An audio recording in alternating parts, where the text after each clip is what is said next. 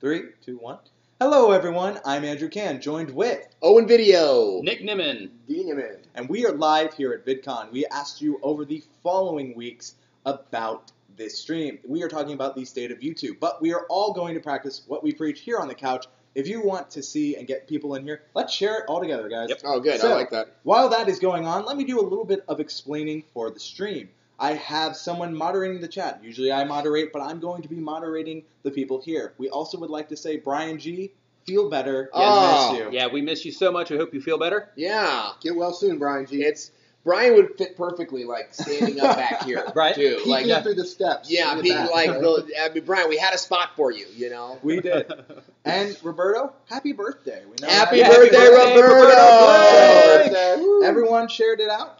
Yep. All Shared. right. We also have a treat for the viewers who are watching.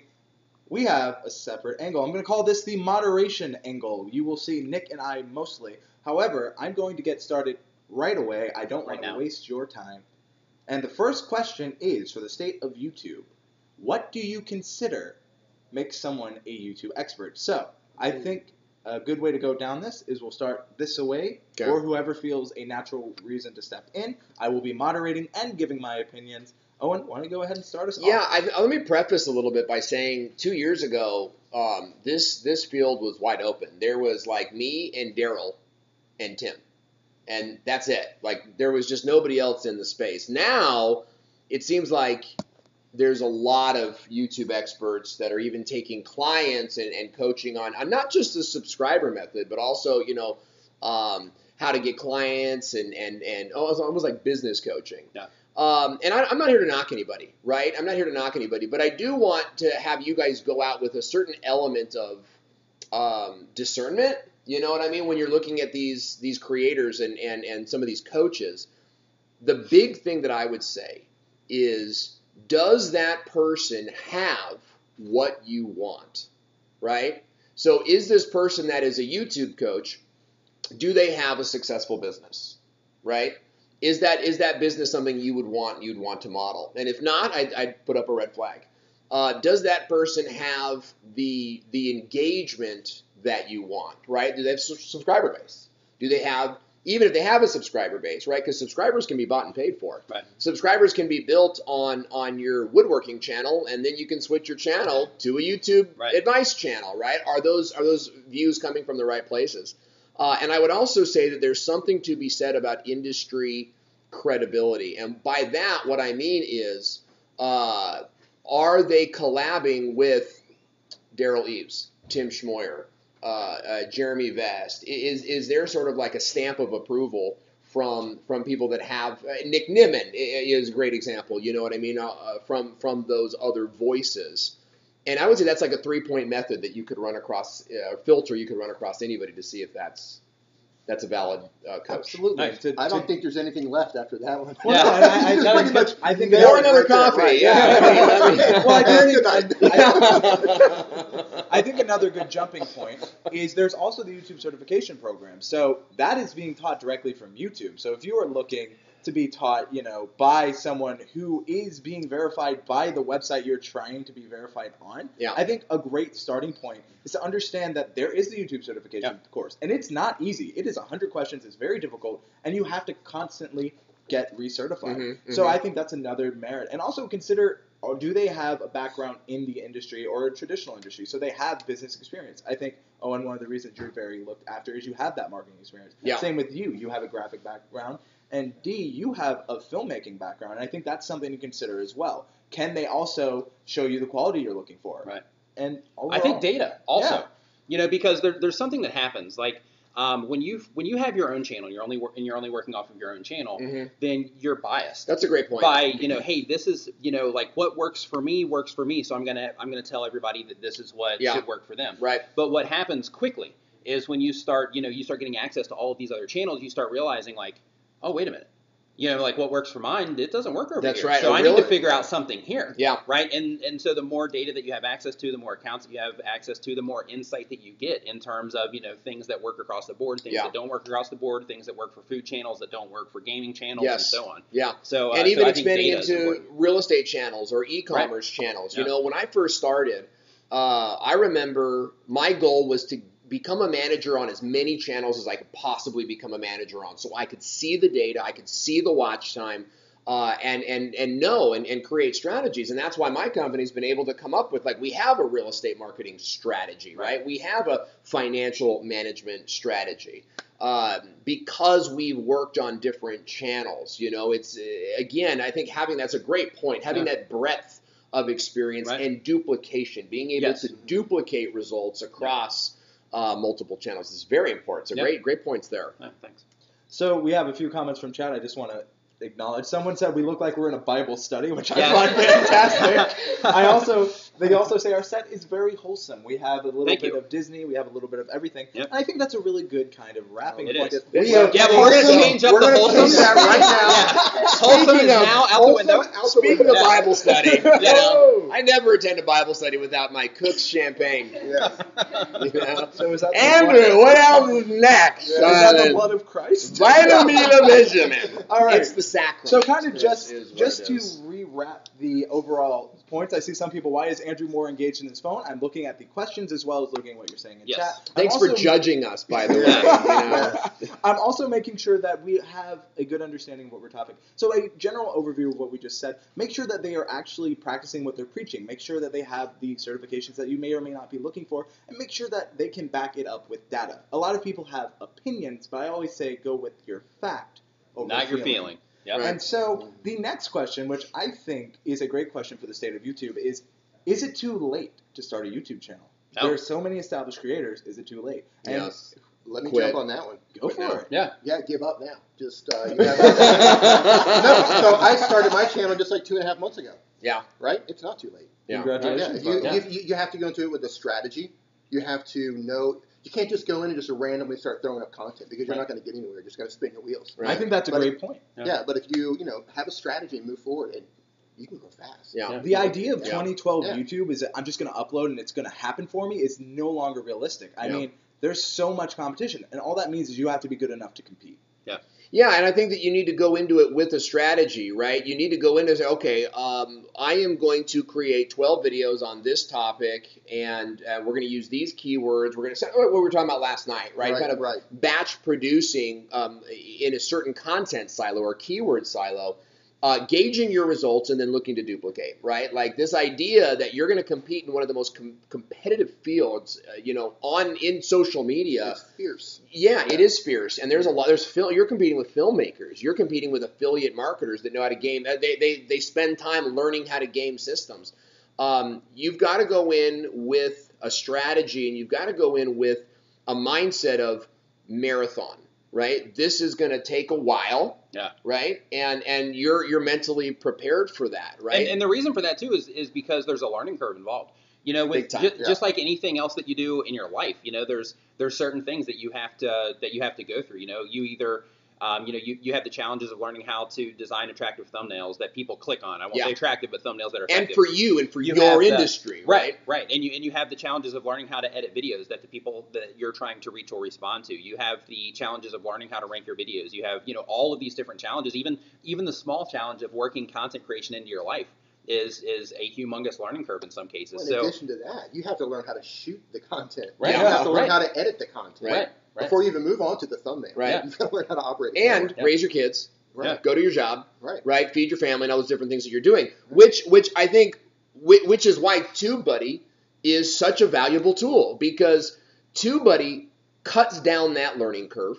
TubeBuddy gives you the tools to do those things. And it's not enough, guys. It's not enough to just download the app and have it on your Chrome and say, I have TubeBuddy. Yeah. You've got to use it. You've got to say, it's a tool, just like any other tool. If you're trying to build a house, you don't build a house with a bag of sand. But you build a house with hammers and nails, and you have to pick them up and use them. Right tool for the right job. And here's the thing: you guys asked earlier, what makes a YouTube expert? It's a YouTube expert who will tell you how to use those tools in the right way. Right. You can use a jackhammer if you're trying to water plants, but I'm not sure that's going to work for you. So I don't know. Have you ever tried the jackhammer plant? I've never. Yeah, it's a crazy experience. I feel like you have too much expertise.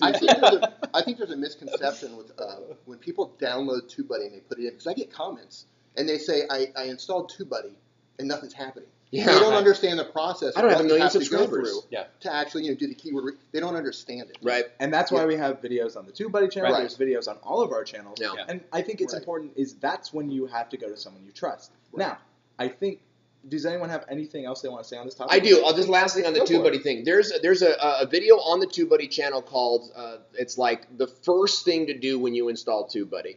And we did a 45-minute training on here's the top 5 things you should do. Go watch that, bookmark it, and have it in your back pocket. And if you're watching this as a replay, card will be on screen. Yeah, absolutely. So use those tools because that's what's going to give you the advantage over the guy down the road building a volleyball channel just like yours that isn't using a tool. That's going to give you your competitive edge. And in this game and in any game, a competitive edge is essential. You got to find it, know it, use it, and that's how I think you're going to find that success faster. It's still going to take a year, right, to get your bearings on, but it's going to be a quicker, more prosperous year. Yeah, totally on board with that. All right, any final words?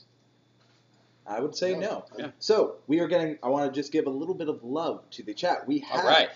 We have Flash in your Chat pan. love. We have Doug Houston. We have Doug! Paul Peck. We have a lot of Paul's out familiar there? faces. Of course. My favorite we talked drywall about you channel. not too long ago. We were Yeah, gossiping we got about Lily you, Tree Paul. in the house. Yeah. Lily Tree. Flash in your pan. Your real estate whisperer. What is going on? Nice Yes, to I see saw you. yes. Owen Savage from Creative Scientist. Fundamentals. Nice. And we got a full house. Thank you all so much for your constant support. Moving on to the next question, and that is, I bought a new camera. Why is it not working for me?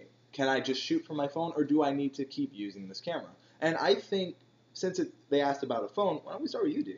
Well, hold on. So they bought a camera and it doesn't work? And they want to go back to their phone. Go back to your phone. A phone is all you need. Right. You have all the optics in your phone to create amazing content, especially if your phone shoots 4K. Right. Yeah. Right? It's Oh, yeah. incredible. Yeah. A lot of people have a misconception. I need to spend a lot of money on gear and a DSLR. Right. I need these lenses. Right. Well, here's the thing. If you can't make this look good, you're not going to be able to make a DSLR look So, good. Absolutely. Right? Yeah, And you're going to true. need lights. You're going to need to learn. well, these then things. maintenance. What do you do when there's Right. dust in your lens now, or Right. you're going to buy all this extra gear? A DSLR is a commitment Batteries to headaches. and You know. cards. But For it me, can for make me. stuff look better. For me, because yeah, but it can make things look better. Yes. Yeah, but just like everything else, it's definitely a tool that you can use to Right. improve what it is that you're doing. So you take one hammer, back to the hammer reference. Hey, this hammer looks great, but if I put like an electronic head on it, yeah, maybe it'll make everything like a little bit better or whatever. But yeah, you can absolutely start with a phone. Yeah. But having good gear, I mean, let's not discount. Oh, no, yeah. No. sure. Let's You're not right. discount good gear. Is good, but starting with your phone and even using your phone full time is fantastic. So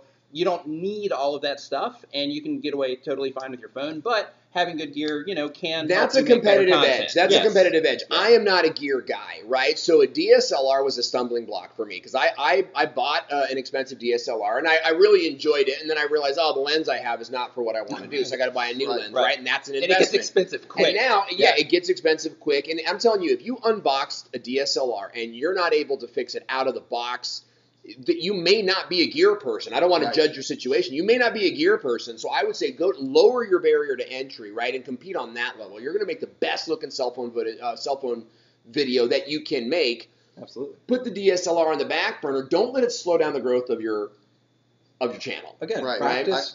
Use this as your mainstay. Practice with the DSLR, and when you feel you're good enough, that's when you can transition. And here's the thing: we have phones that can shoot better than most Oscar-winning films of their day. There's actually filmmakers right now making videos on Absolutely. like Hollywood level people making feature films on Right. mobile phones. So I think it's more of a I don't understand how to use this device, and it's not giving the results I want, so I'm switching back to what's familiar, and that's fine. Do that for now. But again, we mentioned earlier, there's other gear. For example, a lot of people are asking, how did we get this to look so well? We have 2 lights, we have a backlight, and we have a light up there. So we have multiple And a room lights. full of video people. Plus, Absolutely. it took us about 45 minutes to get all this. No, wait, it took us 4 minutes. Right. Because Yeah. we changed it. We Yeah, we changed it changed at the it right last before we minute, went live. And then Yeah. Andrew here just took control. He Yeah. was like Moses in the wilderness, He's like, Red Sea, part, And when Andrew says jump, you say how high. Let me just tell you. Not a guy. You And go we to said bed at 9. 10 o'clock, go to sleep. Yeah, I just want to add to the phone thing. your camera is not as important as starting. Yeah. And it's not as important as your message or the story that you want to share. I think that's huge. Like, that trumps everything. Yeah. Exactly. If you can upgrade, and once you learn the gear, upgrade. DSLRs look great. Plus, I think that there's a need to reinvent yourself, right? Yes. In the video space, right? Anybody that's working in thought leadership or in the public sphere, or anything. Yeah, you're only going to have so long, right, before you're going to have to up level to impress your boss, to impress your audience. So get moving on the mobile phone, and then plan. Okay, in 6 months, I'm really going to dial this in. I'm going to upgrade my channel, and then people are going to say, wow, yeah, she is always keeping, like, moving the ball, like upping the bar, and I think that's good for your channel. It's good for your business. Yeah, and especially also, if you got started with a phone, then you can reinvest any ad money that you make or any affiliate money that you make or anything like that towards that gear to where you don't have to come out of pocket. But with that said, it's important that you also keep in mind that it is important to invest in yourself. Yeah. And invest in what it is that you're trying to achieve and things like that. Because if you don't invest in yourself, then you can't expect other people to invest in you in terms of watching your content and enjoying what it is. So can I ask a question on that? Because I'd love to hear from you guys on this. Yeah. What are some ways that we can invest in ourselves, right? Maybe outside of gear, right? What are some ways we can invest in ourselves to make us better creators? Learn how to use your analytics. Yeah. Okay. Go through the YouTube Creator Academy. Collaborate with people other who YouTubers. don't know, who are just starting out, what are analytics? Okay, so analytics is basically the back end. It's your statistics of how people respond to your content. It's how people find your content, how people respond to your content. If you are not getting into your YouTube analytics, it's inside of your Creator Studio. If you're not getting into your YouTube analytics and trying to get an understanding of how people are responding to your content, where your traffic's coming from, who your audience is that you're reaching, to make sure that you're reaching the right people. Like if you're not keeping an eye on that stuff, then you're really doing yourself a disservice. Yeah. And I just want to bring up a few other points here. So when it comes to, transitioning from your phone to the main gear, it's okay to understand that it's going to be a lot of trial and error. Oh, it may not necessarily Well, that's part of that be. learning curve that we were talking about before. And here's the thing. If you are not confident with it, you don't have to upload right away. Send it to friends. Send it to other people. There are other ways to get your content out there. We put like, so for our PAL content, right? We've talked about push, pull, PAL. Like PAL is like the content that I really, really love and want to do well. I put it on Dropbox, and then I share it in my Facebook group. And I say, hey, guys, tear this up, chew it up. You know what I mean? And I have time to make some of those adjustments. So Paul Peck was saying, Owen was on Judge Judy. If you want a laugh, go watch that video on his channel.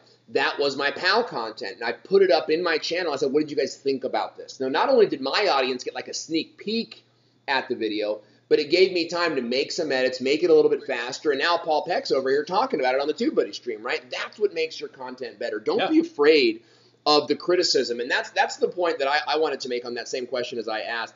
Invest in your mindset. Oh, yeah. Invest in the long term. So you guys saw me. I was out reading my book today, and I'm reading a book called Traction right now. I just finished a book called Storytelling, which Tim Schmoyer recommended. I'm listening to another book called The Miracle Morning, and I'm really like trying to make my mind stronger to keep going when your channel starts sucking a little bit, right? Like maybe you're not happy with your work. Maybe you're not getting the results you want. You have to be strong enough up here to keep going, right? And I think that those things, if you're going to be a YouTuber, you're one of the toughest. You're going to be one of the toughest people in the world. Yeah. It's a hard bit. People criticize you're putting yourself out there. You have people, coming in. Any possible flaw that somebody can see, you're going to hear about it. They're going to tell you about it. They're going to. I mean, people tell me, and this is pretty insulting, that I look like him. I never see it. I have to say, disgusting. Well, no. Another thing I hear is, are you audacity. Nick Nimmin? I mean, I see you both here, but are you Nick Nimmin? Sometimes. Are you? Sometimes. I like to go out and say, hey, people say, hey, Nick. I'm like, hey. Yeah, selfie, sure thing. I don't want to embarrass them. Absolutely. Like, sorry, not Nick. Yeah. And I'm like, hey, how's it going? Yes, I'm Nick, and stop talking to me. Right, your channel what I mean? Yeah. To get this point to a wrap-up, I also think another good thing to do is invest in yourself, as Owen was saying, but consider taking improv classes. There's nothing wrong with always learning. Great point. Yeah, because become a better performer. People are always afraid that, oh no, I need help. That's just admitting you're mature enough to know a problem and have a solution. Don't stay in your vacuum of you're in your room, you're in your office, you're making videos, and you put them up, and you never want anyone to say anything bad about you. You have to go out and be at the improv class. Show your videos. Play music in front of people. Get to this place where criticism, that you're able to filter that criticism. Hey, this guy's just a troll, Or, man, that's really some good feedback, and I hate to admit it, but they're right. I was sort of nervous in that video, and then make it better. Yeah. Absolutely. And one other thing, just to kind of hammer this one home also, is it's also important to educate yourself, not just the YouTube Creator Academy, but just educate yourself in general in terms of, like if your thing is, I'm going to put out content because I'm going to turn this into anything, right? I'm trying to get more views on my hobby. I'm trying to become somebody that people in my hobby know. I'm trying to use this as like an outreach thing to where I can connect with other people that like to do the same things that I do and all that stuff. Spend some time educating yourself on, how to make better videos, on how to engage with people. Watch the YouTube channel Charisma on Command and, other YouTube channels like that to Those where, great points. Yeah. To where you're fine tuning your craft. And the more that you do that, the more you'll see that people respond to it. Yeah. Right. Absolutely. You need to practice. So that's, invest in yourself. Practice whatever it is you want to do. Yeah. Yeah. Go out and shoot stuff. Shoot lots of stuff. Yeah. Shoot Even stuff in when you're not- public. even- yeah, Shoot stuff in public. Shoot stuff in a grocery store, man. Like you're gonna get stuff. Go to Toastmasters and do your stand-up speech. Join your local chamber of commerce, right? And just participate there. That was a big part of what I did in the very beginning. Now I've always been building a business, and YouTube's been a marketing channel. But I was constantly putting myself out there. Hey, we just developed a new product. Hey, we just had a new video, and we're getting instant feedback. I'm at the chamber meeting showing it to somebody. Like, oh, that's great, Owen. Well, I could see it didn't connect. So my messaging's got to dial in. And that led me to primal branding, right? Go to the conferences. Why aren't you guys here? Right. Christina, right. Seriously, you should be here. Be react, right? looking at you. Yeah. So, I think we have some good points here. We do have to move on. Okay. So, here's a question. I think When this Andrew is says very... move on, we move on. Yes, we Yeah. do. So, here's a really interesting question, and it is, I can take the criticism, but what do I do when they're directing it towards audience members that I have had for a long time, and I respect and they support me all the time? Do I go after that person, or do I just let it be? And I think this is an interesting question because I've experienced it, and I'm pretty sure a lot of us have experienced it. So, I'll let the floor be open. Hide them from your channel. Pretty simple. Yeah. Hidden. Yeah. Iron Fist. Yeah. Iron Don't Hammer. tolerate it. Yeah. I get crap all the time, and TubeBuddy, it's like, wow, Andrew, you are stern. But I'd rather create an atmosphere where people can openly discuss, because the community is the longest relationship you are going to have on your YouTube career and in your professional lifetime. The second you lose accountability, the second you let someone rain on your parade and you can't recover from it, you can't stop it, then you have lost it. And it's one of the most important, valuable resources you have is the ability for you to communicate to your audience. And if you have someone who's been in your channel for a long time, and all of a sudden someone comes in and is just making them feel bad, well, that could stop them from supporting you. And that's the last thing you want. I have a zero tolerance policy for trolls and people posting any kind of messages of hate in my comment. Yeah. First time, hidden, gone. Yeah. I don't say anything. I don't address it. Just gone. So can I break Go for it. from the popular thought here? Absolutely. So I have a slightly different approach, Go for and it's like a grace-based approach, right? And here's what that looks like. I protect my audience members, with fervor, right? So someone says, "Oh, hey, that was stupid," or "Your comment is stupid," and they're talking to an audience member. The first thing I'm going to do is I'm going to respond to them with our core values, right? We talked a little bit about core values today, and I'm going to say very publicly, "Hey, Jim, appreciate you watching. Thanks for your support. But here's the door. Get out of here. You're gone. Get off my channel. You're gone. Get the fuck off my channel. I'm going to say on this channel, we encourage each other. We lift each other up. And nothing below that is going to be tolerated. And It says, hey, Jim. what I want to do is very publicly communicate those values. Like, I mean, if you got a channel where you're talking about horse training, and somebody's kind of rude, like, how did they know that you're not into rude comments? Like, you have to communicate the values of your channel. You either got to do that in your videos, hey, on this channel we support and encourage each other, or in the comments you got to say, hey, look, Jim, maybe Jim's having a bad day. Maybe Jim's, mom passed away that week, and he's just rude this week, Give him a chance. You give him one chance. You say, on this channel, we support and we encourage each other, and we do not knock each other off. I hope that's okay with you moving forward in the future. If the response is anything less than accept, then they're out. They're out of there. But you give them one chance. I do, and I might even pin that comment so that everybody else can see that this kind of stuff won't be tolerated. And then it gives the audience members a chance to say, yeah, thumbs up. that type of positivity will scare a troll away. They're like, well, I'm not going to be able to troll here. Or they might even say, you know what? And I've had this happen. You're right. I was rude. Just having an off week because my channel sucks. And now that opens up a conversation, right? Of like, hey, man. Turn a hater into a lover. Thanks for that. I'm thank you for sharing that. You know what I mean? I'm sorry that you're feeling that way. Hey, let's do a live stream next week and you'll ask your question, maybe help you out a little bit. So I do have like a one strike policy. With my clients, I have a 3-strike policy because they're paying me. It's a little bit different. Sure. But I do like to give people that one chance, right? Well, I'm all about the money. I just want to kind of pivot back to it.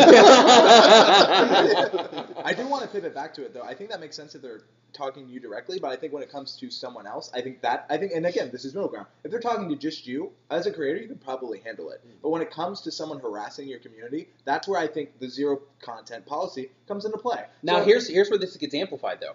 Okay, so like in our live streams that we do every Saturday at 9 a.m. Eastern. NimminLive.com. and we do one every Wednesday here at TubeBuddy. 6-hour live streams.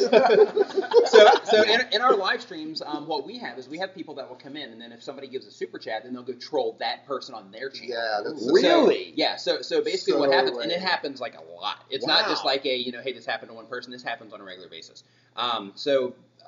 In that case, that basically transfers it from you also to that other creator, because on that other creator you can't ban the channel, you can't go there and try to manage that. You don't even know what's happening until except for the few people that do reach out and be like, hey, this person's just coming in here just saying all kinds of horrible things about me. That's a great point. So in that case, then it's on them.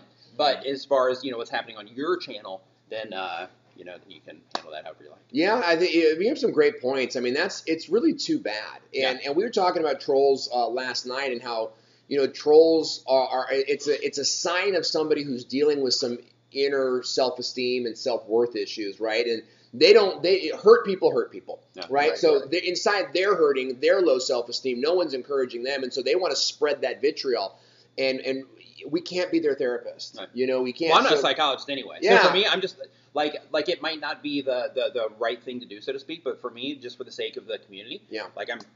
And you have a big heavy channel. on it, man, You have a because- big channel, and I think that makes sense. And I would say I also can't because of the amount of comments that come the in. volume. Right? It doesn't make yes, for me being like a good person, it would be a good move for me, and it would be the right thing for me to do to be like, hey, this is what we do, and then like come back and check on that comment and see what's going on. Right. But because there's so many comments coming feasible. in, then that time going back in, I would rather spend that time personally, even though it might not be the right thing to do. I would rather spend that time personally interacting with the people that are the positive. what's going on. I think you bring up a great point. Contributing to the community. I think you bring up a great point, and I'll tell you, I think my closing statement on this topic is this. For your channel, and we're getting a lot of different diversity, right? Savvy VG was saying great point on the multiple chances, and Leather Rock was saying something. But then someone else was saying, nope, no chances at all. Lakeisha. So here's my point. Develop a policy for your channel and treat everyone the same. Yes. Right? You decide what your policy is going to be, whether it's a 1-strike, a 3-strike, a no-strike rule. Develop it for your channel and live it out. Yes. And be consistent. Yeah, be consistent, And because I if think you're not, then... Going back to the original question, yes, you may favor that person who comes in every week. Go back to what Owen says. Treat everyone equal to a point. Yeah. So, I think that's a great point to move on. Next question, and I think we're all going to like this one, is... How to get more subscribers? Of course. Well, I thought he was going to say, when's the pizza coming? That's a better question. But no, the next question we have, and I'm just going to transition over. The next question we have is about subscriber growth. What is a good, healthy growth? And so many people care about what Andrew Edwards, a good friend of TubeBuddy and us, what they call vanity numbers. They care about seeing 100,000 subscribers. So people focus way too much on subscriber count. What should I focus on? People watching or my numbers? Here's what I think you should focus on. My answer to that one, if you guys, can I go first? Yeah, please. Okay. So my answer for that one is everything comes down to what it is that you're actually trying to do, right? If you are trying to only grow your channel, it's the only thing that I'm trying to do, then of course you need to focus on subscribers, you need to focus on views, right? But if you're like, you know what, I want to, you need to look deeper than that. So you need to say, okay, well, what am I really trying to do? Of course, you're trying to grow a channel, but am I trying to, say things that make people think in another way? Mhm. Am I trying to turn this into a business? Am I trying to become like a recognizable figure around my hobby? Am I trying to just, have fun and play games? Mhm. Because each one of those things, you're going to have different metrics of success. As an example, one thing that I always like to lean on is like if you're just trying to grow your channel, then of course just the views and subscribers. But if you're trying to position yourself as a certain way, like as an authority, as an example, then in that case, your success metrics that you might want to lean on would be, okay, well, I'm going to make my measure of success, instead of it just being my subscribers and views, I'm going to make it to where if people start talking about me in social media and tagging me on Twitter and things like that, then that is going to be a measure of success. It's going to be a little micro success for me. If I notice that somebody on Reddit is sharing one of my videos somewhere on Reddit, or other people are sharing my videos and recommending my videos to their friends, and I'm getting traffic from those places, that is going to be another little micro success for me. But what's most important, in my opinion, is figuring out exactly what it is that you're trying to do first, and then reverse engineer that. And when you reverse engineer that, along that path, you say, okay, of course, views and subscribers, of course, that is important to an extent, because without that, then the other things can't happen, right? Yeah. But you also want to say, okay, I'm also going to build in micro successes, just little identifiers that let me know that I'm on the right path in order to get to where I'm going. That's right. I like that. That's right. And another thing I want to bring up really quick, I think that it is something to also look at is if someone has 100,000 subscribers, but they're averaging 10 views a video, Right. that shouldn't be considered something a success. Right. Because at that point, it's going back to the numbers are a vanity. Mhm. What value are you bringing your audience? What are you making them feel? We do have a question. And it's what it's what is it that you want out of it too. I mean, Absolutely. I think that it's really big in like the YouTube space to where I mean, I always talk about value and stuff too, because that is the foundation of everything. But I think that it is important to consider like what is it that what do you want? And Like what's what the is it value that you're getting? Yeah, like what are you getting out of it? Like Yeah. like whatever that may be for you. It might just be, hey, I like reading my comments. This makes me feel good that people are like they're digging my stuff. Like whatever it is. This. I get a better feeling. Don't get me wrong. I love seeing my numbers rise. Mhm. I love it. But I get a better feeling when I get a thoughtful comment. Yes. Where somebody's like, dude, you really helped me out. I was You're struggling really with like this, making an and your impact. tutorial Yeah. really made a difference. You were the first person that explained it in a way that I can understand. Yeah. That makes my day. Yeah. That's one thing. Much like more than like a bunch of zeros. Right. Yeah. And that's the thing. Like when working with people, that's like an establishing conversation. When I first started working with people, is I say, like what is it that you're trying to accomplish, and what little things are going to be important to you along the way. And that's one of them. Is it going to be a comment to where somebody reaches out and they say, hey, because of you, I did X, Y, Z, or they send you an email. Yeah. Hey, I was having this difficult time doing this, and then I watched your video, and even if you're a gamer. Right? It's like, hey, I was having a difficult time. I was watching your video, and, it looked like you're having so much fun. That made me have fun, and I was having just a horrible day. And, hey, just thank you for making that video. Like those emails like that, can be huge. So it all depends on what it is, and like I said before, go deep. It depends on what it is that you want from it and what you're trying to do and what success actually means to you. Going deep really quick, I know you were going to say something. Yeah. I'll let you have the thought. We have a question from Ginger Doll's World. Continuing on this train of thought, what's more important? Watch time or retention rate? What triggers the algorithm? 10-minute video with 3-minute watch time, or 2-minute video with 1.25 minutes? So basically 76% retention versus 36% Watch time. retention. Watch time. It's YouTube- gonna be total accumulated watch watch time. time, right? YouTube Yeah. cares way more about watch time than any other metric. That's And why you- we switched from that to view. Yeah. It's total Yeah. watch time Used per to that. impression. Total Yes. watch time per impression is what they're after. Yeah, and Your you're thought. gonna get more watch time from your subscribers. Okay, so here's a thought that's sort of like, and this is just go with me on this one, okay? We're with you. We're riding along, The man. only people that say subscribers don't matter have a ton of subscribers. Yes. Okay, so that's important to remember, right? I've got 37,000 subscribers on my channel, and I really struggle with the desire for more subscribers, right? I want 100,000 subs, and I want that. So I get that struggle, right? When somebody with 300,000 subs is like, oh, subscribers don't matter, we have to be really careful with who they're talking to, right? Yeah, You with me on that? Right, yeah. Okay, now And here's another thing too is I think I think for people to say that subscribers and views don't matter is kind of crazy, right? Because even though they're not the thing to focus on, Yes. without the views, then all of the other things that you're trying And to do, if you want people to watch and enjoy your content, without that stuff, then nobody's gonna. You don't get know what I watch mean? time without a view, Right. and you're going to get more views from your subscribers. So, Right. so it's this holistic thing. Okay, so keep that in mind, guys. It is totally normal and natural and healthy to desire subscribers. There's an affirmation that, but don't do what I've done. And I was trying so hard to get subscribers this last year, 2017, that I forgot who I was and I forgot what my channel was all about. Okay, and I lost my identity in that. You know who was saying the same thing was Jace Bennett at the Ohana Adventure. Now, he wasn't talking about subs, but he was talking about different metrics, what we call KPIs, key performance indicators. He lost his sights on what was important and through that lost his identity. And I just want to really relate to you if you're out there trying, so maybe I'll do this to get subscribers and you're not even making content that you like anymore, which is exactly what I was doing. I feel you, and I'm at that struggle with you, or I've been through it. I've been working on my mindset to get me focused on the things that really do matter. So here's going back to what Nick said. Here's my advice for you, okay, is you've got to come up with a scorecard. You've got to come up with 5 KPIs that you're looking at when you go into your YouTube analytics. And this, my clients ask me this all the time. They go, what do I look at in my channel? You've got to look at the 5 things that you're trying to measure.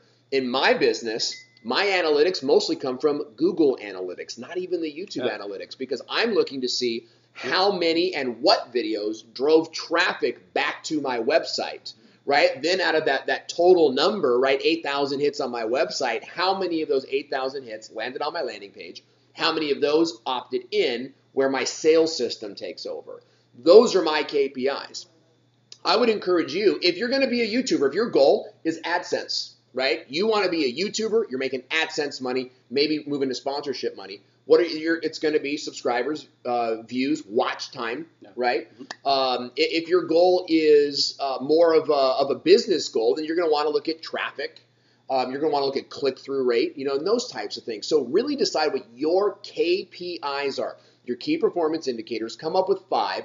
That becomes your scorecard.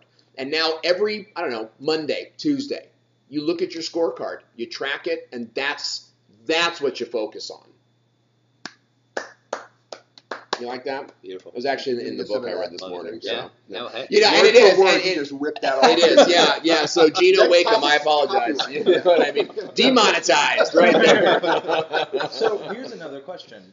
Should I make a piece of content that only is focused on monetization, or a piece of content that could get me demonetized? The thing that could get me demonetized is talking about a tragedy, and YouTube has told me that this could be a problem of interest. Can I jump in on that one? Sure. Okay. Jorge Navarez, Reality Changers channel, 670,000 subscribers. 90% of those videos are demonetized song covers.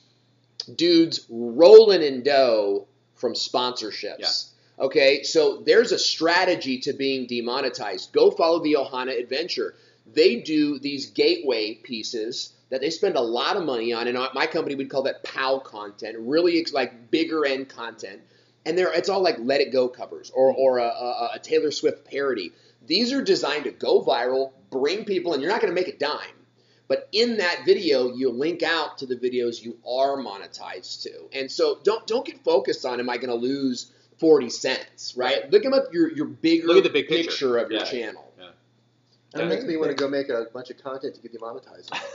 Do it. Live it out. Live on the edge. I think since you're talking about do some Wham songs in your mobile videos. I think that'd be a really good fit for you. I think since you're talking about national tragedy as well, I think it also comes to, do I care more about the money, or do I care about spreading the message? Yes, and I think in that circumstance that the message is way more important than any amount of money you would make. Yeah. And even if you were monetizing it, do you want to monetize a tragedy? Not saying you do. Right. Just saying, I understand the fear goes to, will that hurt my channel? Demonetization doesn't hurt your channel. Community strikes and copyright strikes do. And here's the thing. Upload it twice. Like, upload it with a title you want. See if it gets demonetized. Then upload it again with a slightly different title. See if that gets demonetized. Yeah, you know what I mean? Like, play with it a little bit. Learn what YouTube... But not duplicate content.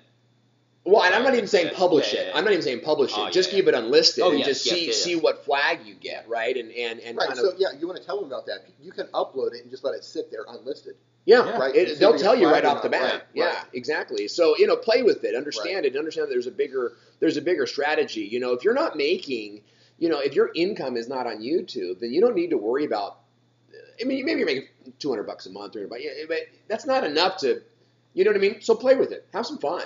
You know what I mean? That's what we lose in all this demonetization and trigger the algorithm. Like, you lose the fun in this. I was talking with Daryl Eves, private phone call, and he was saying, look, don't ever tell anyone I told you this, but not a private phone call anymore. Yeah, don't tell anybody. Yeah, so just between us, right? Just between us and the hundreds of people watching. And yeah, totally. And he didn't really say that, so we're kidding around. But he said this. He said, look, at the end of the day, the title matters less than are people watching the video, right? Are people going to watch it? I mean, we're putting all of our energy into this video. No one's even going to watch. You're going to get 100 views on it. What was the point? Right. You know, make the content you love, make content that people are going to watch, and then you're going to do it again. Your channel's not going to make or break off of one video. Right. So it got demonetized. Learn from it. Make another one. You know what I mean? And keep I would going. agree to disagree just because of what we've seen from large YouTubers in the past. I will just say I agree with almost every point besides that one, just because we've seen some people can lose an entire channel on one video. But those are outliers and not the everyday person. Right. I think to move on to the next question, and this question is, I want to shoot videos on YouTube. However, my family and friends don't support this passion. Shocker. Should I listen to them or should I go ahead and create? Okay, so I'm going to jump in on this one, if you don't mind. Go for it. No. So the very first video on my channel is about overcoming camera shyness. In that video, I talk about basically the struggles because I was terrified to go on camera. Okay? Do you want to tell people that you were wearing makeup in that Yeah, video? absolutely.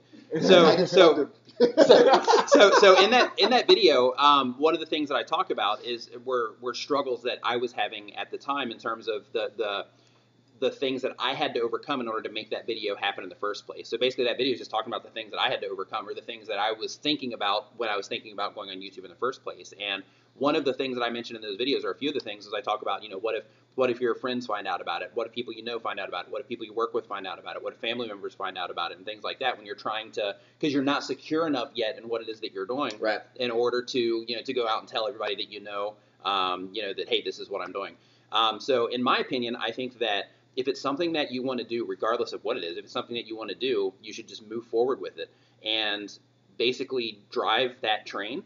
And then as things start to progress, as you get better at it, as things go, and as you start getting comfortable with it, even if the people aren't supportive of it, keep doing your thing. You know, it's important to make sure that you're going in the direction that you want to go. Mm-hmm. Because if you're not, then basically all of the decisions that you're making on your own life, you're the one, when you're laying in bed at night, you're the one that has to lay there and think about, okay, what did I do today? Was today's what I wanted to do? Mm-hmm. Am I happy about, you know, how things are right now? Mm-hmm. Like, you're the one that has to make that call. Mm-hmm. You're the one that has to live with that. So because of that, it's important that you think about, you know, what it is that you want, and then go after that regardless of who is supporting you or not. Yeah, I agree. right I on. think this couch is a great show of that. I mean, everyone on this couch has a story. Everyone watching has a story. And Yeah. here's the thing.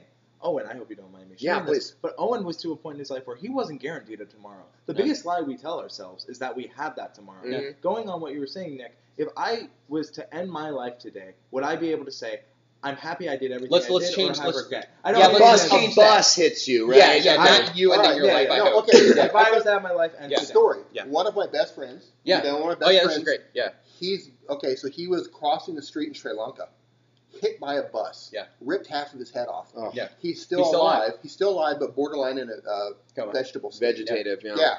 And yeah, just like that. Yeah. Wow. Just And it's Yeah, over. and And it Gone. can happen, Done. right? So It's over. Yeah. taking Done. that and you know, like if you want to do YouTube, if you have that support, if you don't have that support, you know, whichever side of that fence you're on, like, do it. If it's something that you want to do, if it's YouTube, if it's starting a business, Yeah. if it's taking a vacation, like whatever it is, like, do it. Go watch read about Elon Musk's story, okay, and read about Steve Jobs' story, okay.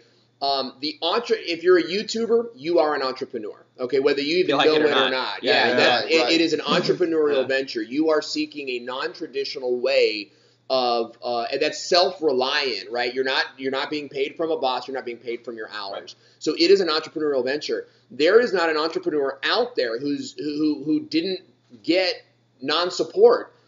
Remember, you know, my family's not entrepreneur. My dad was working class dad. My mom was a prescription drug addict, is a prescription drug addict, and offered us no support in anything that we did. They broke me down. My mom verbally abused me for years, right? It was everything I did was bad. It was never good. And my dad was just like so tired of work. You know, it's just no support there. He was just kind of like non-existent.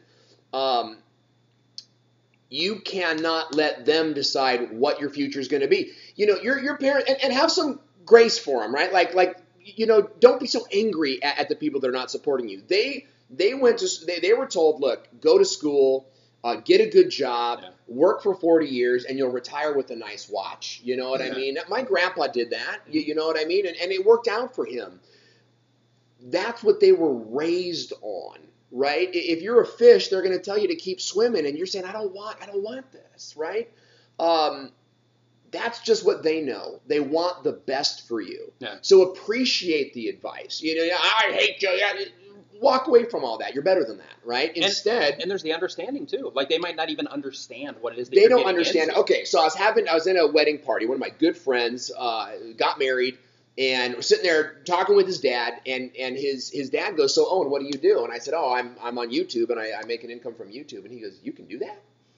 He didn't even know. Yeah. And we grew up in it. So of course you can. He doesn't know about AdSense and all these different things. It's our job sort of as we're part of the first generation of people where this is even possible. This is a gold rush, people. And it didn't exist in the generation. Like we grew up in analog, right? Yeah. When we grew up, there weren't cell phones, and we came into this field. So our parents and whatnot, they don't even get it. They're just not part of it. It's our job to take that message. We're like YouTube evangelists. Like we need to take that. We're ambassadors. We need to take that message to them and say, "Mom, hey, I under right." The Bible study. So right, where's the wine? You know, you say we need your money.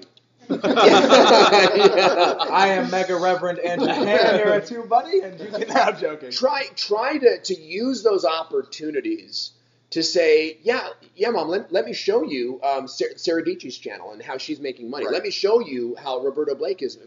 Bring them into the process. You might even find that your mom or your dad or your aunt or your grandma actually goes, wow, this is incredible. Yeah. Right, I didn't know. I didn't know this. How can I support you? I want to piggyback on that and say, families can be complicated. Yes. Right? Friendships can be complicated.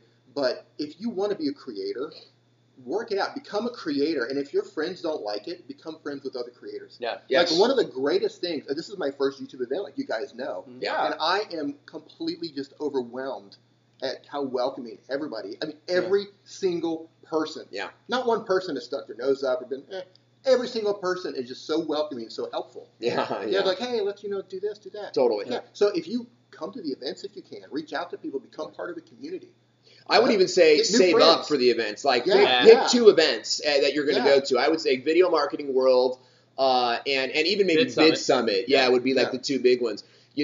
Save up for those events. Make that a goal. Like you're going to work to save up for those events to go and to be around your people. Right. You belong here. If you're trying to build a channel, you belong here. You know what I mean? Come and be a part of this. There's a reason we call it community, and that's not a wall, it's a bridge. Now, here's another thing to think about.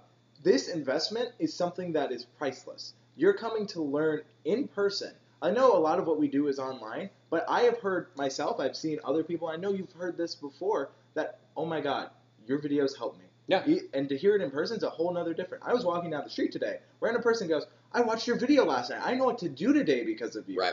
That's the reason you go. You never know what a person's going to be like until you really meet them in person. That's true. And on that note, since we're talking about that, for me, Vid Summit last year. Yeah. Total mind shift. That's awesome. It's real. Yeah, it really is because of that. Like when you get to meet your audience face to face. Yeah. You know what I mean? It's a total mindset shift in terms of like, wow, these aren't just like, people in the comments. This is like a real flesh and blood human being. Right. This is like a real flesh and blood human being, and I'm like staring into their eyes, like right here having a conversation. With a history, with a mom and a dad and a history and a dad who died and a sister with cerebral palsy or whatever. Like a real story. Yeah. We were just talking last night about how, we love to engage people at these events and talk and like, what are you building? What's next? And I remember somebody at Vid Summit was like, I can't believe Owen would talk to me. Yes. And it's kind of like, that's what I'm here for. That was me, actually. I want to talk. I can't believe he's actually talking to me. Now, right? He paid me. He paid me, and now, thanks for super chat, right? we want to do that. Checks We them out. yeah right, exactly. You know, if you're in a place right now where you want to believe this is possible for you, I want YouTube to happen for me. Go to the events because the events and are, you're around other people that You're are going. around your people. Here's something that happens, and this is really important to think about. Okay, what's the deal with like the 4-minute mile? The guy, like basically like the first guy that did nobody believed it could be done. They thought that your heart would explode. Yeah, and then basically like, the first guy did it, and then like he showed that it was possible. Roger and then it's Bannister. like bam, then somebody else. Now it's like not It a was big deal. broken like 16 times Right. that year Yeah. after the first guy did Right. it. The word So impossible when you- implies I'm possible. Nice. So with that, so Bumper stickers available at Yeah. TubeBuddy.com. Right. Andrew needs more money.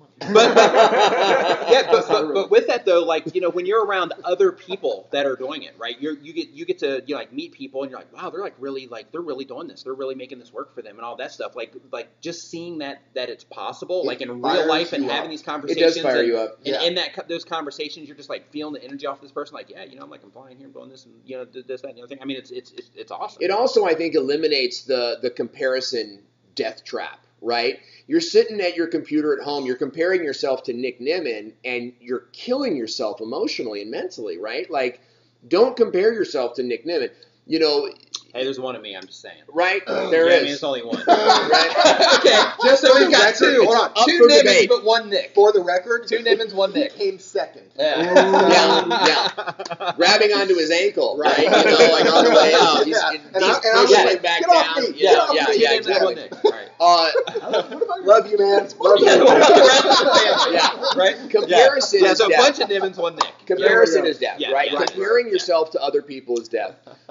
When you find out, oh, well, this happened. Oh, well, he's been building for 10 years. Like, I'm over here watching, Andrew Edwards was here last night, right? Over at his channel. Gear And- Live. Gear Live, thank you. Andrew, ANDRU. Amazing guy. He's got, you know, almost 300,000 subs. And he tells me last night, I've been building my channel for 12 years. And it's like, oh, I didn't know that.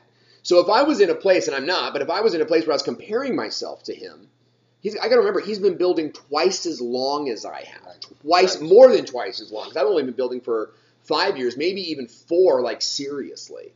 When you meet these people, it eliminates, they become part of your network and not some distant figure that you're comparing yourself to at 10 o'clock at night in you know, on your bed as you're sleeping. And going back to your original point, I think a lot of why people are afraid to kind of reach out to us is they make us, in their head, this person. And when the reality is we're not that person. If you're at this event, we want you to say hello. We are here to meet you. Yeah. And this goes to any event we're at. We wouldn't be at the event if we didn't want to meet people. Now, obviously, within reason, if Owen's about to speak, maybe you shouldn't run up and be like, "Owen, I need to talk to you right now." And we've experienced that too. Yes. And it's like we're not, you know, we love to chat, but it's like this is not the time for free consulting. Yes. Right? It's like, oh, dude, my channel.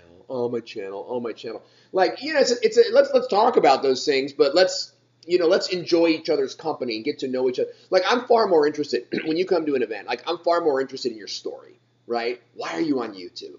What's that? What's your one word? Well, what's your end game here? You know, I want to dream build with you. That's like my favorite thing to do.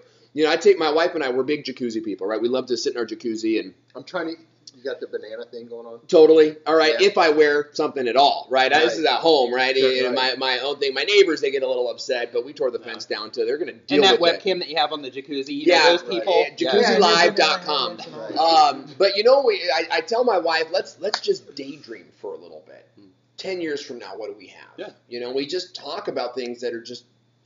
Well, we got an RV, and we're kind of moving around the country and doing our own thing. You know, our kids, straight A students, and they love community service. They love serving the homeless and that sort of thing. And we actually that actually motivates our everyday decisions. It's like let's go. Put the Brian homeless G, things. welcome to the stream. Brian G. Johnson, what is going on, man? You are missed. Brian Yes. Brian We G would put made you it. right here, but you're Brian, We I had a just seat wanna- for you. I just want to let you know that because you didn't come, I no longer have to sleep on the sofa.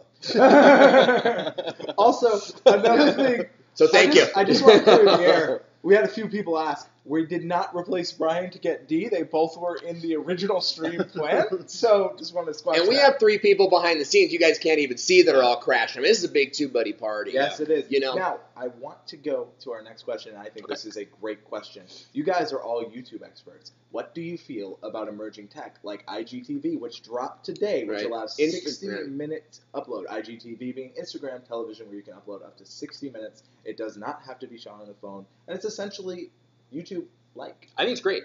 And the reason I think it's great is because we're content creators. Yeah. So the more people that we can reach, whatever that means, whatever platform that means, I think that it's awesome. And I think it also then you have to decide, am I someone, and you don't have to decide this right away, but am I someone who wants to make unique content for that platform, which I would recommend, or am I someone who just wants to use it as another way to get another to asset. the main website? Right. Yes. Right. I think it's cool. I think it's horrible that they're Doing vertical videos. Doing vertical videos. Me too. But whatever. Yeah. It is what it is. It is what it is. Yeah. That's where it went. So whatever. Yeah. But I think, if you're going to be serious, if you're going to have a business, right, about content, I think it's foolish to put all of your eggs into one basket. Yeah, I agree. Yes. Sure. Right? I agree. Your content tomorrow could be removed from YouTube, right? And even if it's by accident. that's right. Yes. That's right. And we've seen that. Right. We've my buddy Phil. He called me up a week ago, and he's like, "Dude, my channel is gone. It's not there. The link is inactive. It says this content no longer exists." He calls me up today, and he's like, "Dude, my channel's back."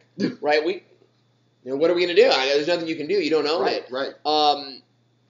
You've got it's a good thing that it's out there. Here's the bigger picture. I'm gonna go 10,000 feet up on this All one. right, take it. If you're trying to Being build we are talking about Instagram. IGTV, right? If you are trying to build in an environment where you hate competition, I would challenge you.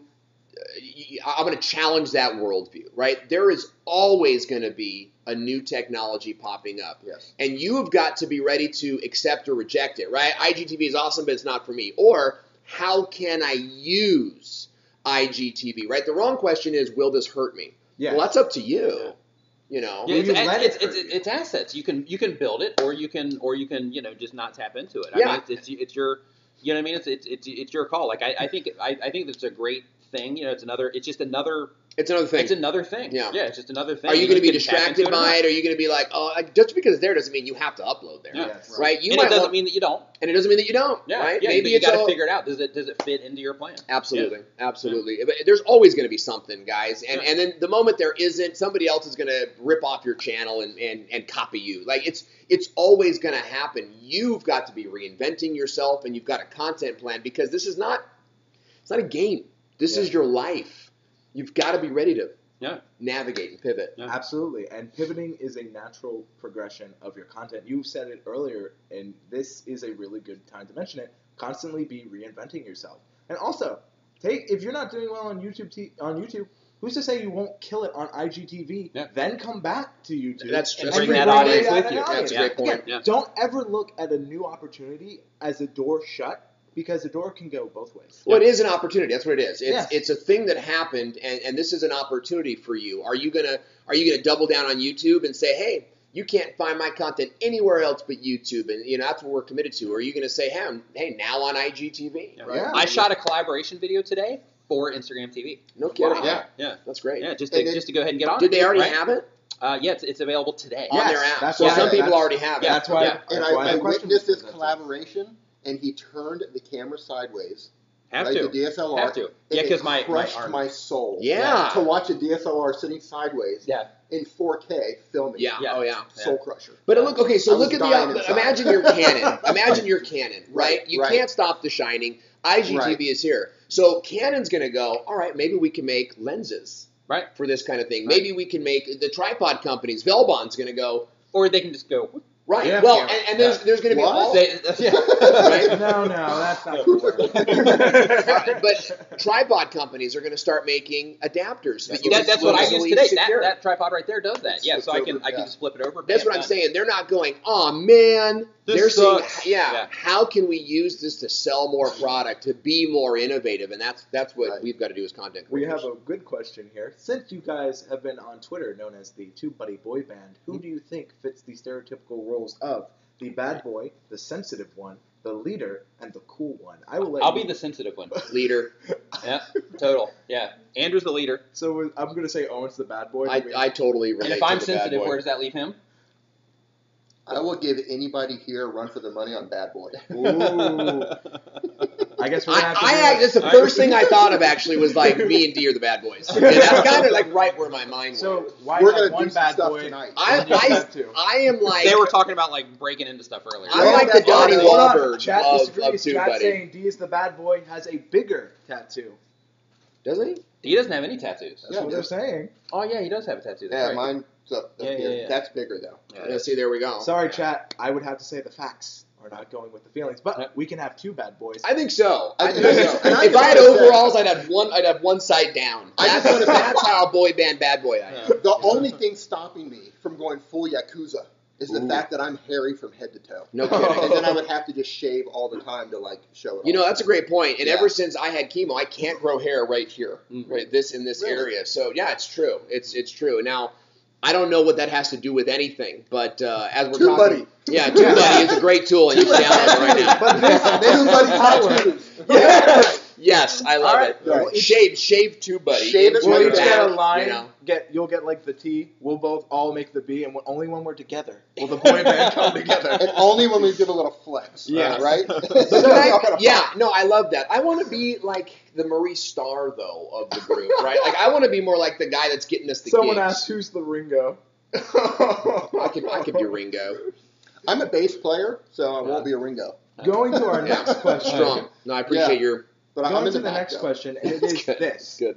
You have never collabed before. How were you guys nervous for this collaboration, and how do you overcome nerves in a collaboration? I'll start with, I wasn't nervous in this collaboration because I'm lucky enough to speak to these people almost every day. I've spoken to most of you almost every day. D's the exception, but we've changed that. We've all slept together. It's true. Under one roof, we have all been. Yep. Thank you for clarifying. Yeah. Yeah. It's an important. It's an important three little words Yeah. right there. Here's the thing: if you are willing to reach out to people for collaborations, the thing about being nervous about reaching out to people for collaboration is that you have to remember that the people that you're reaching out to are people just like you are. Mhm. So the worst thing that you can do when you're trying to collaborate with people, or you're trying to work with people in any capacity, no matter what it is that you're trying to do, is look at them like they're here and look at you like you're here. Right. Like you're just people. Like they're just people doing the same things you are. The only difference is that they have a different subscriber count. Maybe they've been doing it longer than you or something like that. But that doesn't mean that they're that there's like something magical or special about them or intimidating about them or anything like that. Like they're just people just like you are. So the best thing that you should do is when you reach out to somebody to collaborate with them is have an idea together, right? To say because once things start rolling, people do start getting busy. So you want to reach out to them with a plan and say, okay, hey, this is an idea that I had. I think this particular video would be you'd be a great fit for this part of this video or whatever, and present that idea to them and go at it that way. Can I tackle this? Today Yeah. was my first collaboration. Yeah, he did his first collaboration today. Yeah. Oh, really? Besides him, right? Yeah. So, yeah, today I did a collaboration with Andrew Edwards. Yeah. Yeah. So, yeah, I mean, she's a big channel. Were you nervous? Yeah.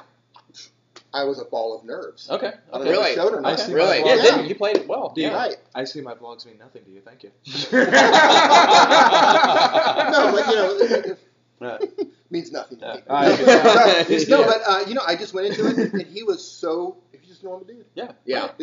You're a dude. We talked about it earlier. Yeah, You're just like a normal creating guy. an image of this person. Yeah, That and he may was just not be like, what are we true. going to talk about? He I said, mean, "What when are we it's gonna coming talk to about?" Nick, And then though, was it. that is the truth. And I think collaborations, there's a specific way to do it, right? Like, hey, you want to collab is not the conversation. Right. It's hey, I have a great idea for us to work together. Would you want to have a conversation, right? Yeah, you don't even need to say the word collab, right? And get that first call or even like a messenger thread going where you're discussing an idea that you had. Have a finite idea of something that you want to do. So I reached out to Jennifer Masumba, right? Mm-hmm. Beginning YouTube, I mean, she's newer YouTuber. She's got maybe 1,000, 2,000 subs. Sorry, Jen, if I'm getting that wrong. She loves fishing.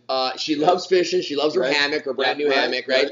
But I love her parody skills, and I want to capture some of that. So I go, hey, Jen, what if you and I were to write a rap together and we performed it for a conference?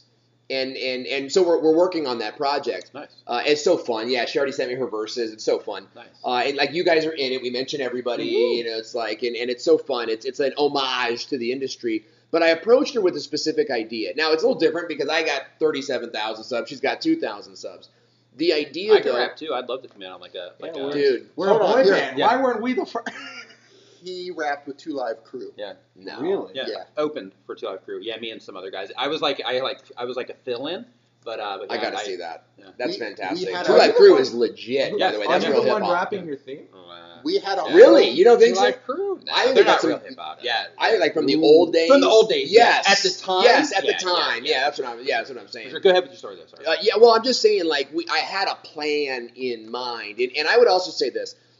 If you have 2,000 subs, don't go after someone with 37,000 subs unless there's a relationship there. Yes. Right? Understand your value prop in there. If you're going to just kind of approach somebody, like, I would say make sure that they're just a little bit more successful than you. That's up to you to Or decide. less. Or Like Or you, less. you don't always have to Or go up. equal. Okay.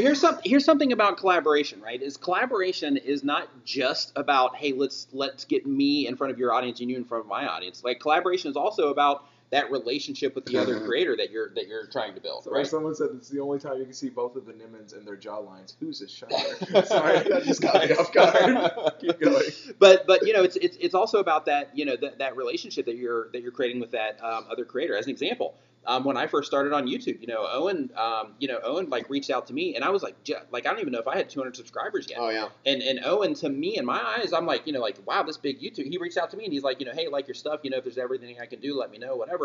And to me, that was like, holy cow. It's like big YouTubers, like reaching out to me at the time. Yeah. And like at that time, because I knew that he respected my work. Yeah. Right. So that for me, it was like, okay, well, if I wanted to, like reach out to him in some way, then, he would probably, like collaborate with me and all that. And the reason I'm telling that story is because it's also important if you are going to collaborate with people that your game is also tight. Yes. Because like there's expectations built in. Like if you're approaching a channel that makes good content and it looks a certain way, it sounds a certain way, your content needs to be that good or better. Yeah. Right? Because if not, like then the content creator that you're wanting to work with, they're going to be less likely to want to work with you because that is going to be posted on their channel and it's going to make them look bad. It's going to be a bad reflection on them. So I would say this too, kind of like your point, and like reaching out to Nick when he had 200 subs has paid dividends for me, right? We've partnered on business ventures together.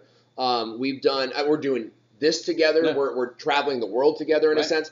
You were snuggling last night? We were snuggling, and I'm a cuddler. It was cute. Nick's a Hey, sweater. I'm not sweats. too proud to spoon. I'm not too proud to spoon. You know what I mean? You're also We not need- too proud to beg. We need 2 buddy spoons. I think that's a good idea.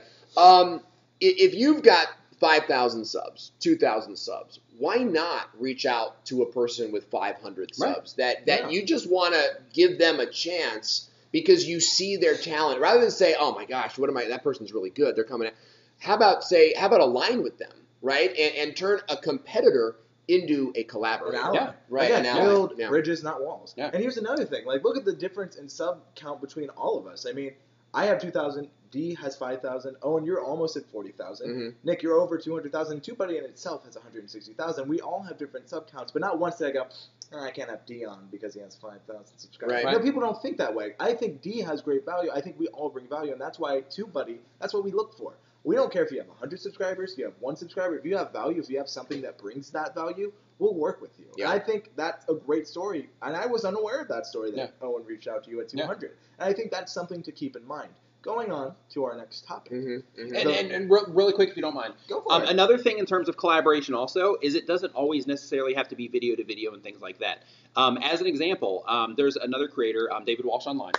We did a collaboration, and with that collaboration, like the bridge for that collaboration was, because I, have a background in graphic design. Yeah. He needed some graphic design stuff done, and we had that conversation. Right, that's great. And it was like, hey, I can provide you this if you can provide me this, and we worked it out that way. Yeah, I love that. So a collaboration isn't always just about video swaps and things like that. It's like Andrew was just saying, it's a value exchange in addition to the relationship side. I would love to be on Tim Schmoyer's channel. right? I would love to be. That opportunity hasn't presented itself yet. Yeah. But I did get to deliver, 45-minute training to his private mastermind group, right? And that's a collaboration, right? It wasn't the picture in my head, but he reached out to me, and I got to tell you, when you get a personal email from Tim Schmoyer, and he's like, "Hey, I'd like you to teach this to my group," what that does for you, just like, wow, yeah, totally, man. Like, value sure, is the magical word of the day. Yeah, sure, it's always the magical word. It was a private group that, for me, it's like my value in their eyes, those 12, 13 people, shot up exponentially. Oh yeah. Sure, it wasn't 200 new subscribers who may or may not watch my next vid. Yeah. But these guys are going, wow, it was a different type of thing. I really love what you just said, because it may not be just video for video. It might be something else, and I would encourage you guys to really think about, when you're going to collab with somebody, you have somebody in mind, you're targeting somebody for collabs. And I think you should. I think you should actively say, I'm going to collab with 2 people a month, 4 people a month, 1 person a month. Hit them with, here's what I want to do. Yeah. And take the leadership on that and let it develop. Yeah. And another reason for the collaborations is, like if you work it into a routine like that, is, in addition to ranking for search, in addition to the traffic you get from suggested features, you're creating permanent assets on all the different channels that you collaborate with. So you're creating an additional traffic source. The more you collaborate, the bigger that traffic source becomes. And here's some high-level knowledge. This is called a YouTube watch loop. We all shared this out in what people with over 10,000 subscribers are calling a tab collab. What that means is that we are bringing multiple people to one location. YouTube rewards this. Brian G. Yes. Brian G. Johnson. Yep. Wish you were here. We just need a Then I'd be on the postcard. sofa. Yeah. But here's the main People don't even know he's here. He's actually sitting right there. Yeah. Camera. We got the wrong camera. You know what I mean? Brian, But quiet down, Brian. Quiet down. Yeah. Busy hands, Brian over there. I just, if he was here, he'd probably have the little old-timey cane to get us all right. Yeah, the Apollo cane. Yeah, But here's I love the main it. point. The thing we are ultimately saying is that collabs can happen. You just have to be, one, willing to accept them, know what you want to get out of them, and willing to keep going. Mm-hmm. The next question. I think this will probably have to be our final question, because this has been a lot of fun. However, we can't do this perpetually. We're just getting started. Probably. We're just I getting know. started. I This just is want like, to say that you guys are amateurs. yeah, just Yeah. getting An hour and a started. half, really? However, Chad, Right. let The us know. 4-hour Really? streamers over here. Chat, Yeah. here's a question. 6. Meanwhile, Do you I'm want like, to go? 6. I'm ready for another coffee. I'm Yeah, like, let's are we just still? Are we go. even here Let's anymore? just- You know what I mean? Let's No, I'm just kidding. I'm roll having a with great this. time. So, here's our next question. I think this will challenge a lot of us. We all talk about YouTube success. However, what do we do when our success tips are no longer working and algorithm shifts? How do you recover? We always talk about what you should do. What do you do when it shifts? And I think this is a really good question. Owen, you actually mentioned being kind of behind the algorithm, how you caught it and how you caught up. And I think that's a really great starting point. You talked about this the other night with Andrew Edwards. Did I? What did I say? Because I So- kind of have a different answer right now. Well, I think what you were mentioning back then is you said that you weren't even aware of the algorithm shift and you had to catch up to the change. Right.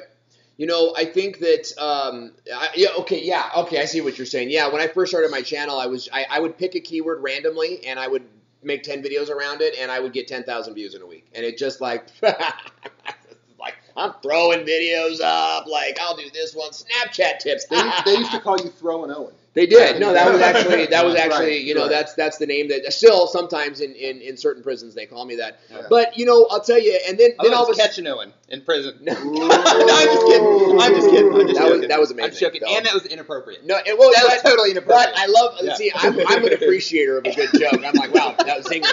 Just Amazing. slow clap. That was Yeah, amazing. Yeah. Yeah, I mean, That's why I have sound effects on my actually, show because I I'm just like that was haven't worth it. seen I'm That's so, good. that's Yeah. usually something I would say. Oh, Yeah. zinger! You know what I mean? So, then I was uploading these videos, and I looked back at my channel. It's like, oh my gosh, my content's not working. So on that same note, here's the thing, right? If you are building an algorithm channel, right, that you're just all about the algorithm, I think that you're always going to be playing a catch-up game.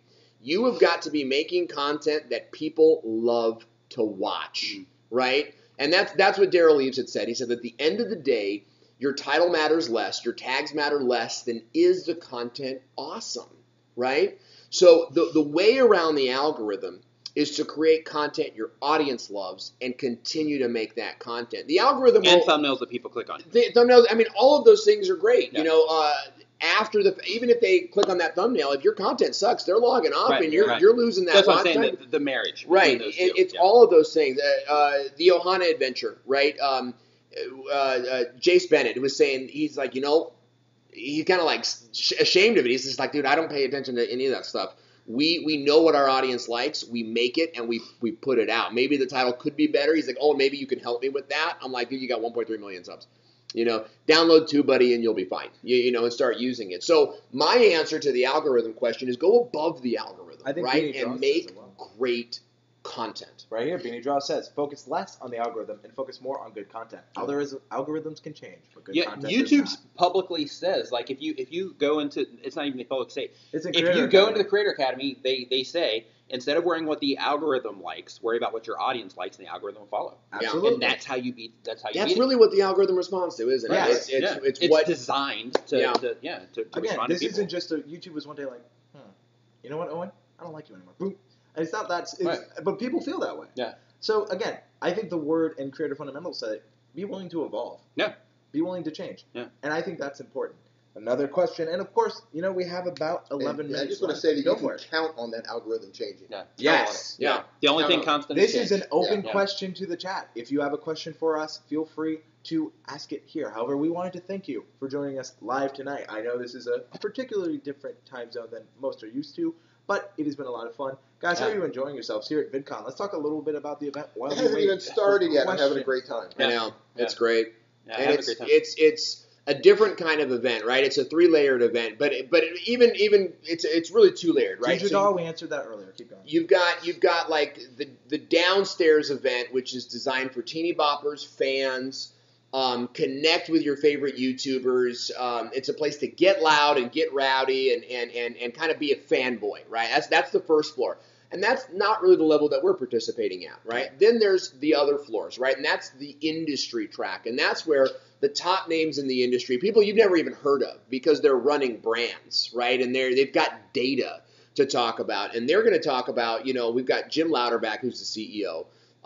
You've got a gentleman I met tonight who's a YouTube agent. He's like a Jerry Maguire for YouTubers. Show me the money. And he's going to be talking about brand deals and how to get brand deals and what brands are looking for. You've got Jimmy James Howard who runs CVX Live, or at least used to, and now he's doing some other side projects. That's the industry track. So we're actually going to up our game, right? Yeah. And to meet other people. I would say the number one thing when I'm collabing with people, say, what do you want to get out of VidCon? Relationships, rubbing elbows. Right. So I'm loving the event. When the first year I came with the wrong attitude. I came with like, what's going to happen here? And I saw the teeny boppers and I was like, this is stupid, right? Industry track is where it's at. And I would love to see how many of you would like to come next year. Don't even think about the money, the travel. If money wasn't an object, would you come and hang out with us on the industry track? Let us know in the comment section. Yeah, because I'd love to engage with you whether guys. live or in the replay. But I have some more questions. Let's do a little bit of a lightning round. Favorite food? Go. Fried chicken. I would have to say pasta. Go. Mexican. Pizza. All right. We have another question. Favorite type of music? Hip hop.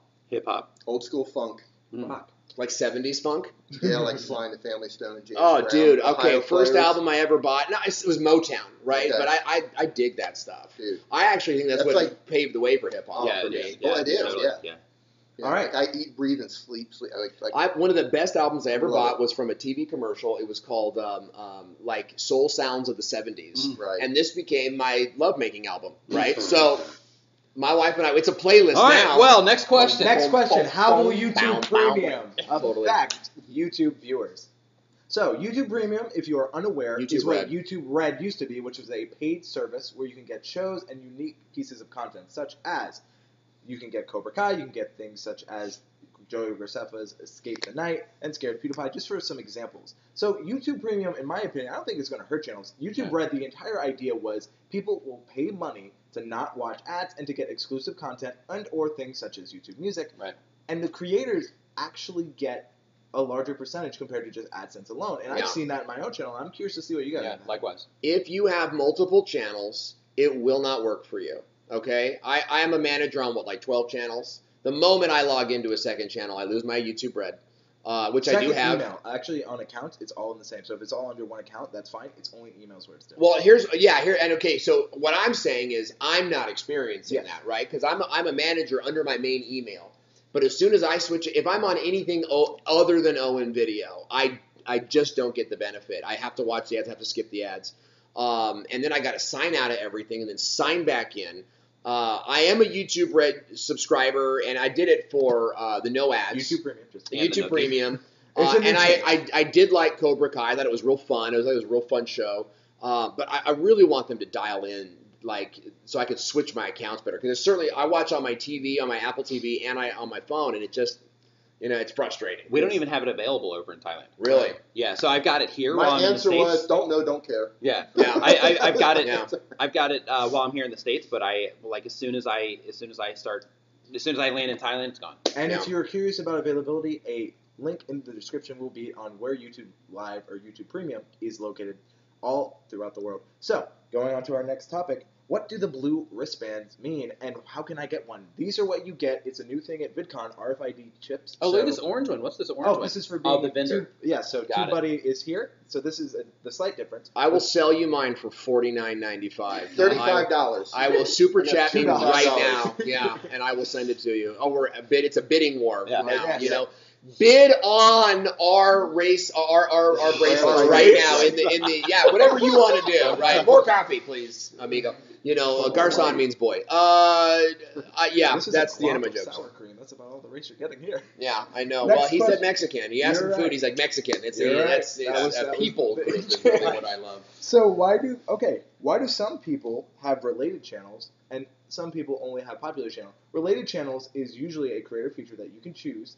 You have or to add it. You can add it yourself, Yeah. and I can be like, hey, go check out Nick.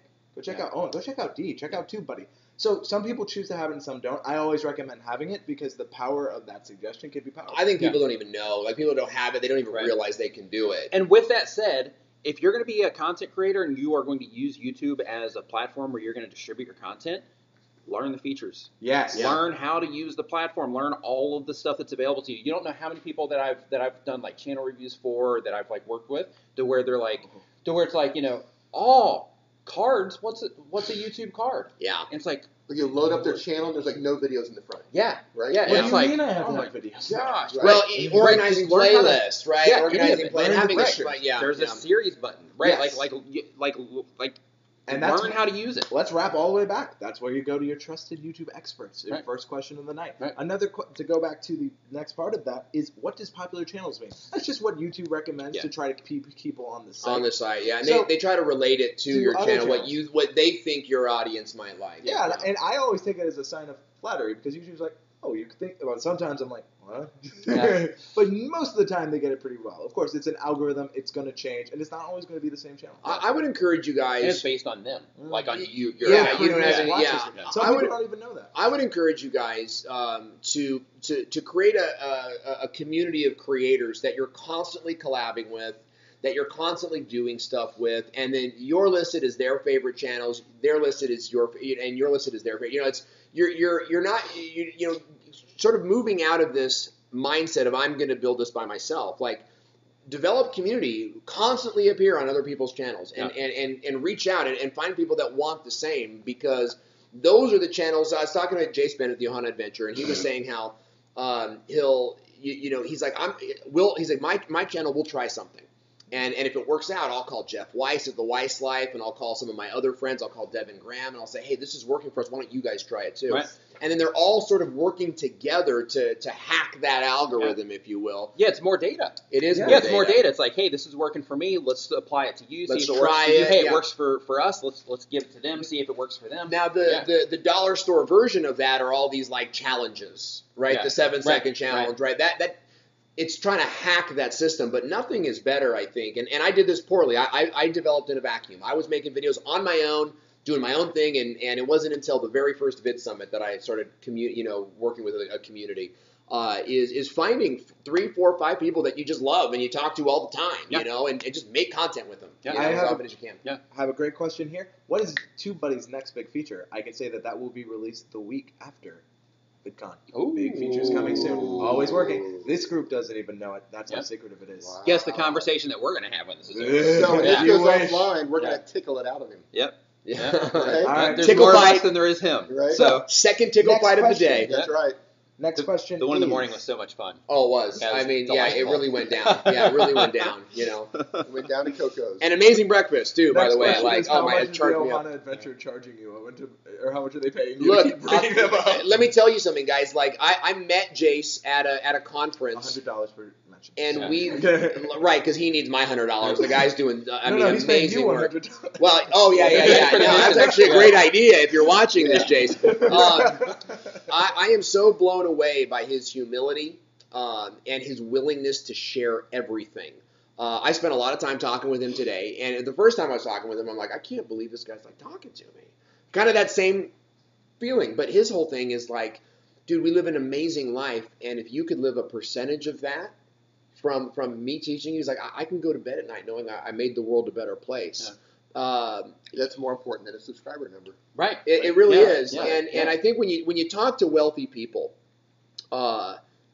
they're motivated by purpose, and they're motivated by sharing the love, if you will. And it's not always this all greedy rich guy thing, right? There's this how can I help you mentality. Like the world has been good to me, right?